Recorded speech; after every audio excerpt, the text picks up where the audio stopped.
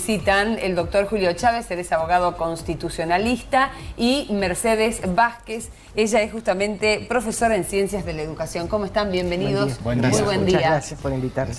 Bueno, para arrancar este tema de la educación religiosa en las escuelas que se debate a partir de hoy, Sí. Doctor, ¿qué dice la ley sobre la enseñanza religiosa en las escuelas? Bueno, está claro que para nuestra Constitución ha sido una cuestión axiológica por parte de los constituyentes. Esto significa que la cuestión religiosa, la cuestión de la presencia de Dios, ha sido expresamente establecido en el marco y en el texto propio de la Constitución, tanto nacional como provincial. Pero sería interesante avanzar sobre cómo es el proceso colectivo por el que es invitado la generalidad de las personas a participar en esta audiencia. El proceso colectivo, este proceso constitucional colectivo, tiene por característica principal la presencia de tres elementos. Un elemento que son los valores o intereses colectivos, sean mayoritarios o de una minoría, y significa esto en términos concretos que se trata de la discusión o el debate de una libertad que no le corresponde precisamente a un individuo en particular, sino a una comunidad colectiva.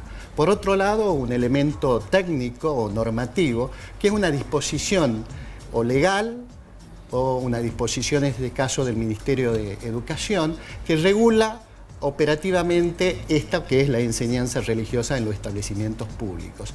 Y por otro lado, los principios generales que hacen alusión a la dignidad humana. Estos valores universales que nos gobiernan a todos en conjunto, independientemente de sus creencias.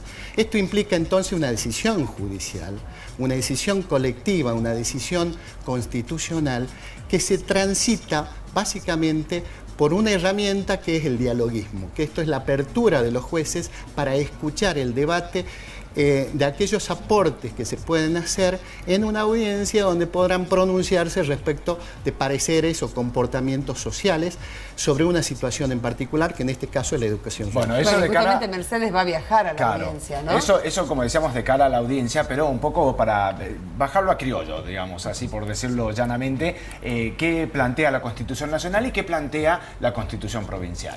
Bueno, la Constitución Provincial básicamente la recepta como una obligatoriedad, digamos, el tema de la educación religiosa. Ahora, el concepto de religión, el alcance de los credos y la instrumentación es lo que verdaderamente llama a debate. Es decir, operativamente, ¿cómo debería plasmarse este precepto que ha sido receptado por los constituyentes en la realidad actual? ¿Cómo debería instrumentarse si es menester hacerlo? ¿Y cuáles serían las herramientas más apropiadas? Esto implicaría, digamos, desconocer algunos credos, implicaría desconocer el ateísmo o el agnosticismo, alguna situación de esa naturaleza, o hay que ser mucho más abierto mentalmente para permitir, obviamente, la participación integral de todos. Claro, es lo que hablamos hace un ratito, la información, digamos, la diferencia conceptual en lo que tiene que ver con enseñanza religiosa y enseñanza católica, donde el término religioso es mucho más abarcativo. Tal cual, el término religioso no se restringe a un credo en particular, sino básicamente implica principios universales. Si usted refiere básicamente a todos los credos o los credos de mayor relevancia mundial que componen el 85% de la población, son principios que son prácticamente de pura esencia humanista. Vale decir que tienen mucho que ver con los principios de dignidad humana, que es los que estamos acostumbrados a ver en cuanto a los derechos que siempre se manejan en términos de derechos humanos. Bueno, y lo decíamos, Mercedes va a viajar justamente a esta audiencia pública porque evidentemente esta decisión o esta postura que mantiene el gobierno provincial ha levantado una serie de suspicacias y en este caso en particular también una preocupación en cuanto al control, ¿no? Justamente de los contenidos que se van a dictar, Mercedes. Claro. ¿Cuál va a ser tu exposición en la audiencia? ¿Cuál es tu objetivo? Bueno, yo les contaba hace un ratito que me motivó inscribirme en la audiencia un reportaje que escuché en Canal 11 Azuaina que decía que solo 10 personas en Salta están en contra de la educación religiosa en las escuelas públicas. Lo vamos a compartir en minutos. En un ratito lo ponemos de nuevo. Sí. Y bueno, eso me llevó a pensar que no somos 10 personas las que estamos en contra de la educación religiosa en las escuelas públicas, ¿no? Con una fundamentación pedagógica, o sea, Yo represento al colectivo de Ciencias de la Educación, que somos muchos docentes, tenemos una universidad y una facultad y una carrera en Salta de Ciencias de la Educación, y además represento una escuela que es laica, que no imparte religión, sino tenemos un proyecto de valores que atraviesa todas las asignaturas. ¿Qué es lo que pensamos nosotros? En realidad, la primera institución básica y primaria en la sociedad es la familia. La familia es la encargada de construir la identidad personal de los niños, de los chicos, a través de aspectos culturales, aspectos sociales y aspectos religiosos. La familia y las iglesias son las encargadas de la formación religiosa en una sociedad, y no la escuela pública. Hay escuelas confesionales, sí, pero no la escuela pública. Así nace la escuela pública, o sea, en la generación del 80, cuando el país recibía un aluvión de inmigrantes, se dicta la ley 1420, obligatoria, gratuita, gradual y laica. ¿Qué quiere decir laica? O sea, en ese momento venían inmigrantes italianos, españoles, rusos, polacos, de muchas culturas, de muchos credos. La escuela nace con ese espíritu de pertenencia, de nación, de querer a todos estos inmigrantes que en un momento de la historia eran la mitad de nuestra población, incorporarlos y hacerlos pertenecer a esta nueva nación. Claro. Y además tenían otros cultos, entonces la escuela era laica, así nace en la ley 1420. Entonces nosotros no es que estamos en contra de la educación en valores, ¿no? O sea, la escuela tiene, las iglesias y la familia tienen ese rol, la educación religiosa, pero no la escuela pública. En primer lugar porque viola la libertad de pensamiento, que es lo que la escuela no solo, educa en el sentido, enseña a leer, a escribir, a sumar, enseña cuestiones de ciencias sociales, cuestiones de ciencias naturales, que no lo hace la familia. Claro. En la familia no se enseña a leer, se enseña a comportarse, se enseña a ser buenas personas.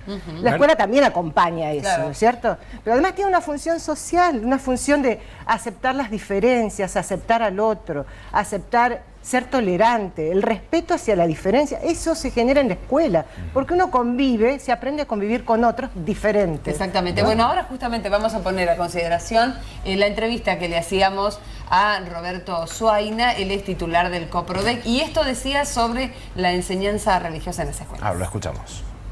Van a escuchar a todos los interesados, porque cuando se habla de audiencia pública a veces dan participación únicamente a un sector, entonces la audiencia pública es como que no es tan pública, sino que viene cercenada. Lo que tenemos entendido que también se va a dar posibilidades a familias interesadas que ellos manifiestan la importancia de lo que es la educación religiosa, y eso obviamente lo fundamentarán, pero lo más importante que tienen un espacio en la audiencia pública también para manifestar a aquellos que están a favor, porque es como que el conflicto se radica únicamente en ese reclamo y a quienes lo han realizado. En cambio, esta apertura me parece de la mano de la justicia, coherente, correcta, y podrán expresarse tanto aquellos que han demandado a la provincia, al ministerio, así como aquellos que le piden a la provincia, al ministerio, proseguir con esto, que lo ven tan importante. Lo más interesante también es tener en cuenta la cantidad en relación a las demandas e interesados, o sea, las demandas no son más de entre 9 y 12 familias como veníamos observando en tiempo oportuno, y la cantidad de interesados es impresionante. Hay muchos, ¿o no? En relación a los porcentajes de gente que opta por la educación religiosa, simplemente tomando la cantidad de alumnos que tenemos y las familias y el interés que realmente tengan esta educación es inmenso. Entonces creo que lo más coherente era darle participación y cabida a ellos. Bueno, la intención, por supuesto, es tener todas las voces, y justamente lo que tratábamos de hacer era llevar contenido a estos conceptos, ¿no? De qué se trata la educación religiosa, de qué se trata la educación netamente católica, y es por eso que hemos también decidido escuchar también la otra campana, la otra postura, y en este caso la postura que nos acerca Mercedes y que también nos acerca el doctor. En este contexto, y justamente haciendo alusión a lo que dice Soaina, bueno, diferencia muy bien lo que tiene que ver con el concepto de educación religiosa, lo diferencia bastante de lo que tiene que ver con la educación católica, y era una pregunta que nos hacíamos fuera del aire. ¿Qué pasa con el control? ¿No? ¿De qué manera se puede garantizar, de qué manera se puede garantizar de que esta educación religiosa verdaderamente abarque a todos los credos y religiones? Igual yo creo que la educación religiosa excluye, como decía recién el doctor, a los no creyentes, a los que no profesan ninguna religión. Por eso yo cambio educación religiosa por educación en valores, porque los valores nos unen a todas las religiones. Y además excluye a los que realmente no profesan la religión católica, y lo aclaro, por más que diga educación religiosa, porque en la práctica se da educación católica. Es lo que nosotros en pedagogía llamamos currículum oculto. No está escrito, pero sí se da cotidianamente. Pero ocurre. Se reza a la entrada en las escuelas, después del izamiento de la bandera, se reza en el desayuno o en la merienda, se invita obligatoriamente a las misas del milagro, se transmiten, las carteleras de las escuelas, es obligatorio poner en forma 2 o en forma 3, que son distintas formas que se usan en la escuela, por ejemplo, carteleras o menciones a la entrada sobre festividades religiosas. Entonces, es de la educación católica lo que se transmite. No hay diferentes cultos que en la hora de educación religiosa se transmiten a los alumnos. Realmente es la educación católica. Entonces, para ser justos, ecuánimes y respetar la libertad de pensamiento, de religión y de culto, no tendría que existir la educación religiosa, sino un proyecto de educación en valores transversal a todas las asignaturas, porque todos queremos, la familia, las iglesias y las escuelas, formar buenas personas y buenos ciudadanos. Bueno, y hablando de ciudadanos, Guillermo Kleiper salió a la calle justamente para conocer la opinión de los salteños. Guillermo. Exactamente, una opinión muy dividida, obviamente, porque el tema así lo propone. La gente opinó, se animó a dar su punto de vista con respecto a esta situación y decía lo siguiente, mirá. Y hoy en día cada uno es el dueño de tomar la decisión que quiera, no puede obligar a nadie, el mismo Papa lo dice. Nadie está obligado a tener una religión, al fin y al cabo hay un solo Dios para todos. La educación religiosa es como cualquier otra educación. Y si los chicos quieren participar, participan. Y si no, no participan. Nadie está obligado a hacer lo que no quiere. Mi hijo va en una escuela religiosa, así que para mí me parece perfecto. ¿Sí? ¿Por qué? Perfecto. Y bueno, yo también estudié en un colegio religioso y me parece que eso le cambia lo que es los niños, el crecimiento, el compañerismo, lo que es el bullying y todas tantas cosas que se ven ahora en la actualidad, ¿no? Me parece perfecto. Estoy de acuerdo con la religión, que sea en la escuela, pero no obligatoria. O sea, tendría que ser optativa. Hay gente que no son de la religión católica y hay que darle su lugar también. De mi parte sí. ¿Por qué? Sí, porque muchas veces los padres no tienen tiempo algunos y no le enseñan a los niños lo que es la religión. ¿Estás de acuerdo con la educación religiosa obligatoria en las escuelas? Sí. ¿Por qué? Y porque nosotros somos una provincia muy católica y siempre lo hubo. Yo creo que tener la opción en las escuelas, que si no querés estar en clases de religiones, te retirás. Pero Salta es un pueblo muy católico. Además, el mes que viene vivimos la fiesta del milagro. Bueno, la gente de alguna manera relaciona el concepto de religión con el catolicismo de manera exclusiva. Me encantaría saber si tenemos docentes preparados y capacitados para afrontar justamente el desafío de enseñar los diversos credos, las diversas religiones, y que efectivamente, si se va a enseñar, como decíamos, el concepto y la materia de religión, abarque todos los credos. Esta disparidad. Claro, yo no creo que existan docentes preparados en todas las religiones, por un lado. Y segundo, vuelvo a insistir que hay alumnos no creyentes, o sea, hay alumnos de familias que no profesan ninguna religión. Y ahí ese señor que acabamos de escuchar, incluso la ministra, escuché esta semana, que decía que en primer lugar se los excluye de las clases, ¿no? La ministra esta semana dijo que, bueno, no se trata de excluirlos, sino de darles una actividad diferente. Es una forma de exclusión. La escuela debe incluir, no excluir. Bueno, a partir de ahí surge esta demanda de los padres, donde hablan de discriminación y de que no se respeta la libertad de pensamiento de algunos chicos que justamente son apartados en el momento de la clase de Supongamos que no se los aparta, como todo. dijo recién la ministra, sino que van a hacer otra actividad. Cuando uno enseña matemática, cuando enseña lengua, cuando enseña historia, le enseñamos a todos por igual. No le enseñamos a este sí, a este no. Entonces, no hay que enseñar religión, porque no se puede enseñar a todos por igual. Porque hay algunos que no profesan nada. Y entonces, por ser minoría, no hay que excluirlos, ¿no? La inclusión abarca a las minorías. Y porque Salta sea un pueblo religioso, no es un argumento válido. Porque Salta es una sociedad machista, no vamos a trabajar el tema de género. Entonces, con ese criterio no se cambia una sociedad.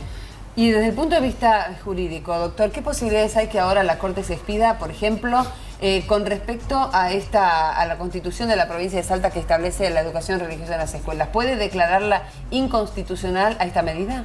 No creo que el Superior Tribunal se vaya a pronunciar sobre la inconstitucionalidad de una cláusula constitucional, por dos razones. En primer lugar, porque básicamente es una copia de un convenio internacional vigente, de manera que su texto, tanto normativo como sus antecedentes, se compadece con los principios universales en materia de dignidad humana. Ahora, la cuestión más bien se trata de lo operativo, de cómo llevo adelante esto. Y en rigor, este proceso no es A contra B, lo cual implicaría en lo tradicional que alguien gana y alguien pierde. En estos procesos no es así, sino lo que se busca es A más B. ¿Cómo integro, cómo sumo, cómo busco una alternativa real para que esto operativamente se ejecute? Se lleve adelante. Se lleve adelante. Bueno, una alternativa real, dice muy bien el doctor, y justamente para hacer hincapié en esta cuestión que tiene que ver con la formación de los docentes que tienen que brindar a los chicos estas herramientas morales y éticas, pero que sean abarcativas, ¿no? Que realmente contemplen a todos. Uno ya es un número. Claro, y que nadie se sienta excluido. Y que nadie se sienta excluido. Bueno, le agradecemos muchísimo su visita y su aporte. Gracias. Gracias por todo. Gracias por la visita. Señoras y señores, es el